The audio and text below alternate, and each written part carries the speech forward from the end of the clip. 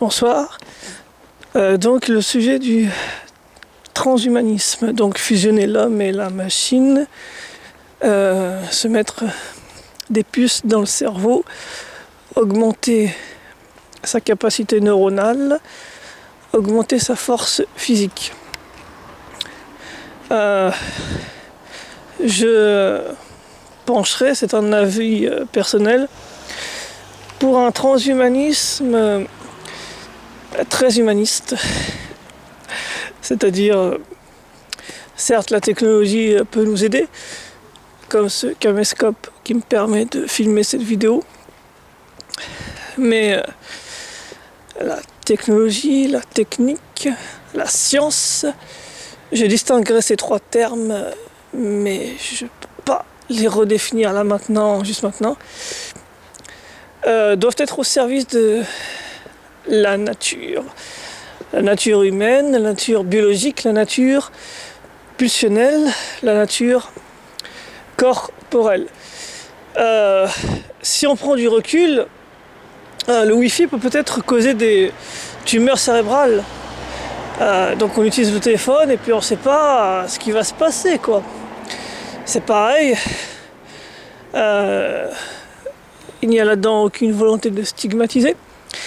Est-ce que la PMA, la GPA, avoir de père, de mère, est-ce qu'à long terme, ça n'a pas une incidence sur le développement psychologique de l'enfant? Est-ce qu'à long terme, quand on aura du recul, on ne va pas avoir des effets de ces causes-là? Donc parfois ça ne se voit pas à l'époque même où c'est fait, ça se voit ultérieurement. Donc le problème du transhumanisme, c'est que c'est un peu dans une logique capitale, c'est-à-dire c'est l'argent. C'est totalement découplé de l'anthropologie et on ne sait pas quels effets ça aura plus tard. Mais surtout, on aura beau aller plus loin dans ce transhumanisme, on n'échappera jamais à des impératifs biologiques, plus personnels. Pour faire simple, là je vais revenir à l'époque actuelle, et à mon cas personnel ce sera beaucoup plus simple. J'ai un portable qui me permet de communiquer à distance. Voilà. Mais ce portable qui me permet de faciliter les communications, je m'en sers beaucoup plus pour prendre des notes philosophiques. J'en conviendrai, c'est pas l'utilisation la plus commune du portable. Mais ce que je veux quand j'utilise mon portable, c'est marcher dehors, face au vent, dans le froid, en plein effort. Parce que quand je marche dehors, quand mon corps se déplace dans ces conditions-là, qui ne sont pas toujours faciles, qui sont difficiles, je sens mon corps, je me sens. Je suis présent dans le monde. Mon corps le veut, il a été programmé génétiquement pour ça, pour faire face à des épreuves et pour les dépasser.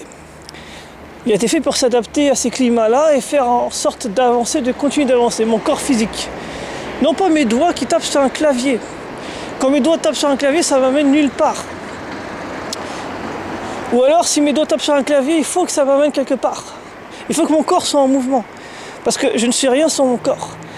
Et mon corps est programmé génétiquement pour bouger, pour être en mouvement, pour être dans le dynamisme. Donc si j'ai mon portable, et si mon portable me permet d'accéder à quelque chose qui est très loin de moi, mais que je n'y associe pas un mouvement de mon corps, je vais finir par déprimer sur mon portable. On aura un peu ce qu'on a dans les films de science-fiction, une technologie super forte, on est transhumain, on peut faire tout ce qu'on veut, mais comme on n'a plus d'effort, comme on ne réagit plus à cet effort que notre corps est programmé pour dépasser, on déprime. C'est les nomades urbaines. C'est Une technologie superbe, c'est des capacités neuronales exceptionnelles, et avec une espèce de déprime de la journée, même une dépression à long terme. Ça nous emmène où? Non, transhumanisme minimal, réparateur, transhumanisme très humaniste, transhumanisme qui nous aiderait plus à comprendre, à revenir aux sources, à revenir à ce que notre corps nous demande, c'est-à-dire de bouger, de faire face à des efforts et d'avancer face à ces efforts. Transhumanisme très humaniste. Voilà. Merci à vous, bonne soirée.